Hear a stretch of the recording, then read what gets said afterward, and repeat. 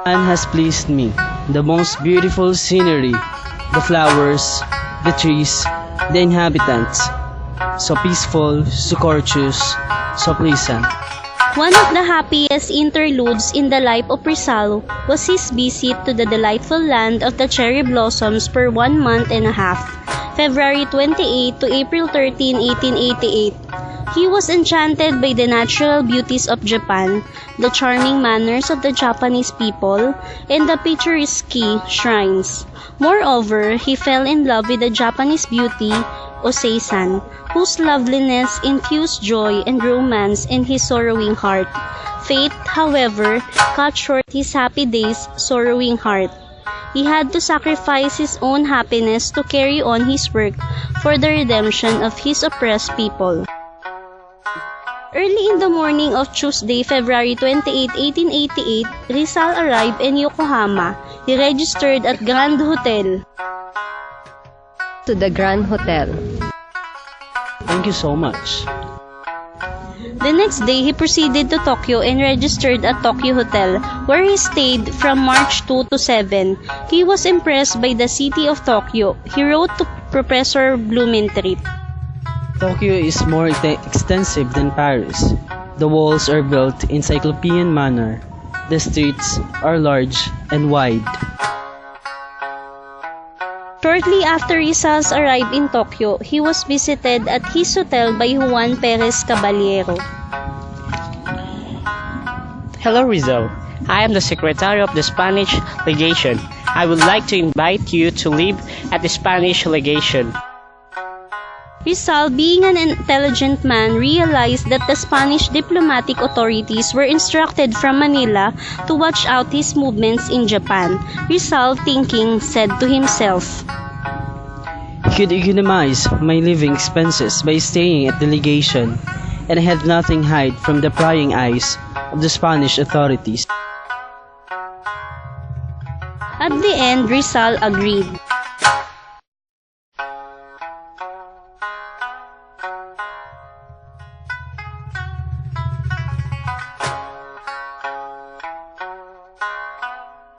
March 7, Rizal checked out of Tokyo Hotel and lived at the Spanish legation. He and Caballero became good friends. In a letter to Blumentritt, he described his Spanish diplomat. A young, fine, and excellent writer, and an able diplomat who had traveled much.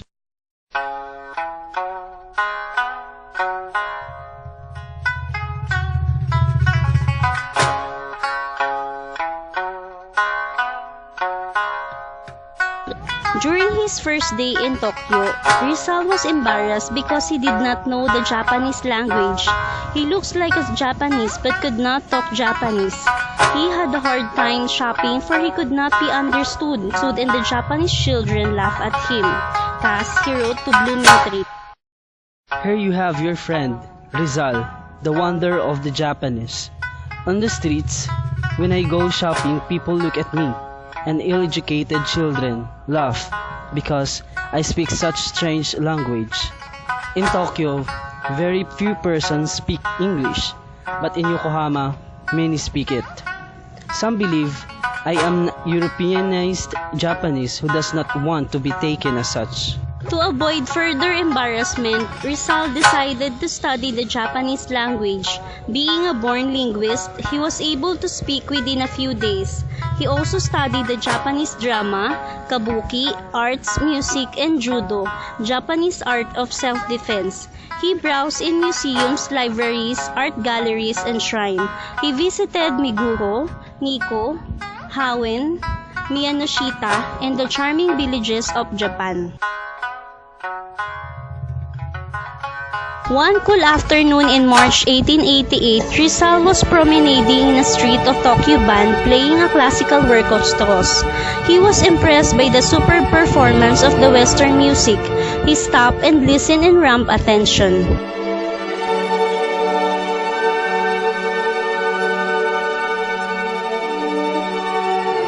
Was the rendition. I wonder how these Japanese people have assimilated to the modern European education to the extent of playing so well the beautiful musical masterpieces of the great European composers.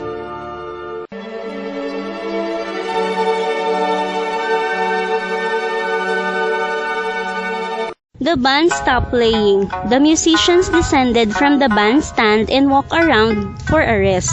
Some began to converse. To Rizal's utter surprise, they were talking in Tagalog. Nakakapagod, no? Oo nga eh.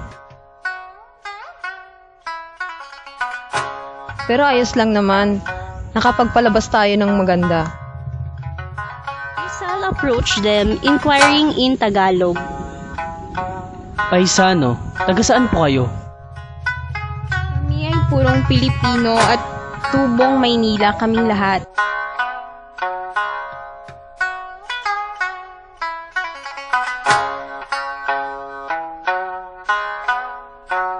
Natutuwa kaming makakilala ng isang kababayang katulad mo dito sa Japan.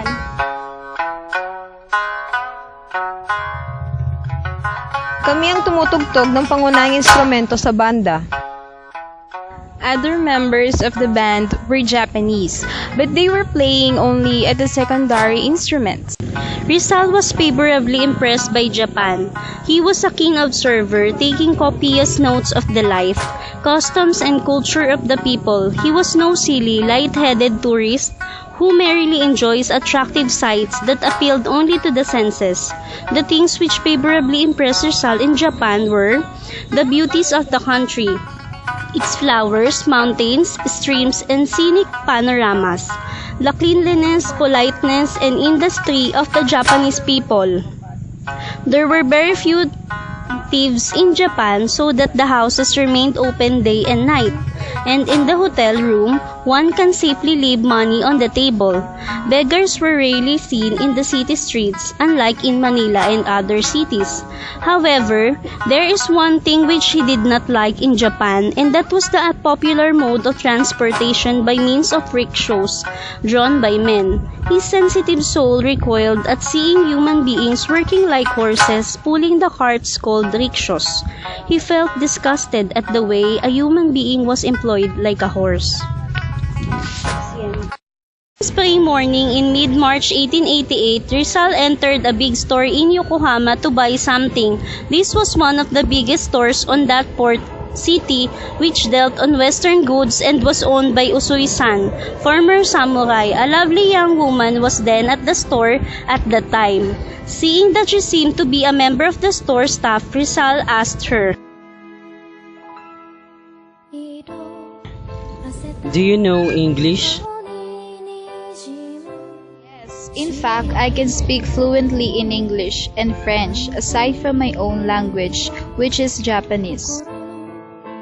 Impressed by your cameo-like beauty, charming tenderness, and high intelligence. It is such a pleasure to know your name. My name is Seiko Usui. I am the daughter of the store owner. I learn English and French from my private tutors. In succeeding days, Rizal made almost daily visits to the Usui store. He and the store owner's daughter became good friends. I am a doctor from Manila, Philippines. I am 29 years old. How about you? You have a pet name? My pet name is Osei-san. I am 23 years old. In due time, their friendship bloomed into romance. The sweet-scented cherry blossoms, the balmy soft breezes, and romantic atmosphere of the springtime contributed to a amorous relationship. Lonely and homesick in a foreign land, Rizal succumbed to the serene call of the romance. He was but human, endowed by God with emotions that respond normally to feminine charm and beauty. I love you with all my heart. I love you so much too. Osei-san was more than a hero's sweetheart. Being an artist and linguist, she taught Rizal the art of Japanese painting and improved his knowledge of Japanese literature. Rizal and Osei-san, both theater addicts, attended several kabuki plays such as Sendai Hagi, Manjiro Nakahama, and Chushin Gura. Rizal was deeply moved by the chivalrous spirit of Amagawaya Jihei, hero of the play Chushin Gura, so that he painted the scene of depicting his heroic death to save the life of the Lord. Oseisan's beauty and affection almost tempted Rizal to settle down in Japan. At the same time, he was offered a good job. If he were a man of less heroic mold, of less willpower, he would have lived permanently in Japan and happily with Oseisan. But then, the world in general and the Philippines in particular would have lost a Rizal. Great love for Oseisan is attested by the hero's diary. On the eve of his departure, he wrote on his diary, Japan has pleased me.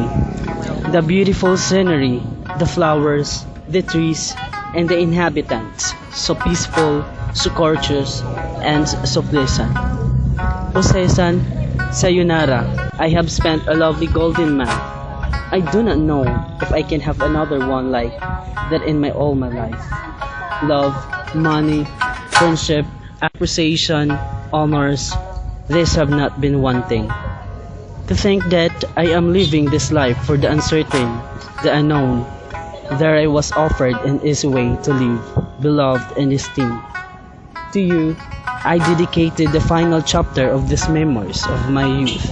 No woman like you has ever loved me. No woman like you has ever sacrificed for me, like the flower of the chudhi that falls from the stem fresh and whole without falling leaves or without withering. With poetry still despite its fall, thus you feel. Neither have you lost your purity, nor have the delicate petals of your innocence faded. Sayonara. You shall never return to know that I have once more thought of you, and that your image lives in my memory, and undoubtedly I am always thinking of you. Your name lives in the sighs of my lips. Your image accompanies and animates all my thoughts. When shall I return to pass another divine afternoon like that in the temple of Merugu? When shall I sweat hours I spent with you return? When shall I find them sweeter, more tranquil, more pleasing? You, the color of the camellia, its freshness, its elegance. Last, descendant of a noble family, faithful to an unfortunate vengeance, you are lovely like everything has ended. Sayonara. This tenderly tragic entry in his own diary, Rizal bade farewell to lovely Oseisan.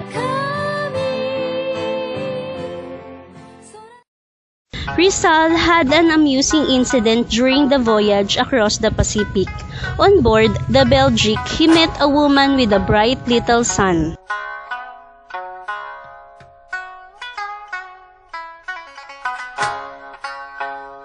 Good afternoon, ma'am, and to this little boy. Good afternoon, I am Mrs. Emma Jackson. I am also a Filipina. I'm married to an Englishman. This little boy is my son. Do you know a man in Manila named Rizal? He wrote a novel entitled Nolly. Yes, I'm Rizal. The boy was delighted and told her mother about his discovery. We're happy to know you. We felt proud to be such a celebrity like you.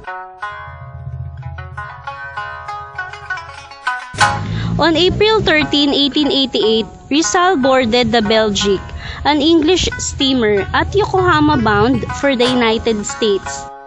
He left Japan with a heavy heart, for he could not see Oseisan anymore. One of Rizal's fellow passengers was Techo Shuhero, a Japanese newspaperman who had been jailed twice for writing articles against the government. He did not know any foreign language, so that he could not talk with other passengers. Rizal, who could fairly talk in Japanese, helped him, and they became good friends. These two kindred souls, Rizal and Shuhero, were advocates of freedom. Both were valiant patriots, implacable enemies of injustice and tyranny.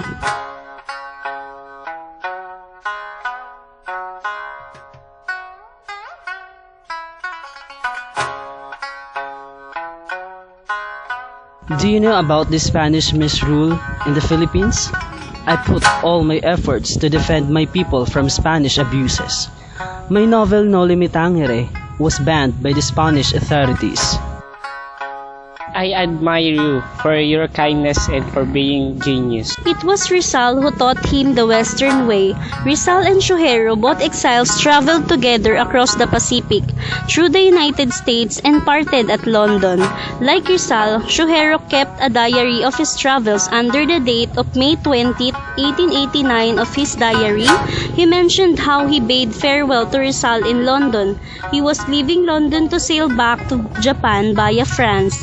Excerpts from his diary are as follows. Mr. Rizal was a citizen of Manila in the Philippines, aged about 27 to 28. Young as he was proficient in 7 languages. It was in SS Belgique that we first met. I came to England by the way of America with him. Ever since I had been intercoursing with him. Rizal was an open-hearted man. He was an accomplished man, good at picture, skillful. He published his book entitled Deaf Traveler, in which he mentioned of his travel with Dr. Rizal from Yokohama to London via America. The following year, he published his political novel Storm Over the Southern Sea, the plot of which was similar to Rizal's Noli. The hero was named Takayama, which was Ibarra in the Noli. After Rizal's execution on December 30, 1896, which Shuhero mourned deeply, he became prominent in Japan's journalistic and political circles. He grew rich as editor of Choya Shinbun and later became a member of the Japanese parliament.